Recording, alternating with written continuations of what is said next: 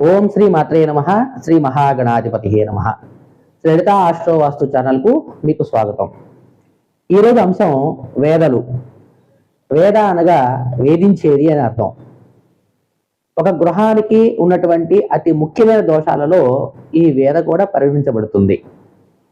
ఈ యొక్క వేదలు మొత్తం మనకి 10 రకాల వేదలు ఉన్నాయి.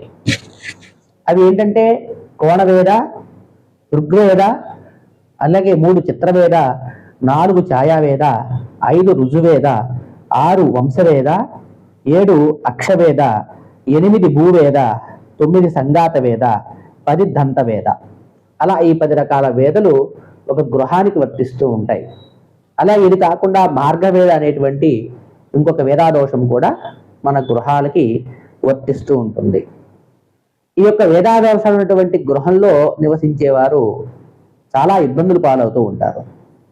ఏమిటవి అంటే అందులో ఉన్నటువంటి వ్యక్తులకు అనారోగ్య పాలవటం, అలాగే అందులో ఉన్నవారు అభివృద్ధి పదంలోకి వెళ్ళకపోవటం, ఇంకా వారి జాతకరీత్యా కూడా అంత బలంగా గ్రహస్థితి లేనట్లయితే ఇంకా వారు స్థితి మరీ అధ్వానంగా ఉంటుంది.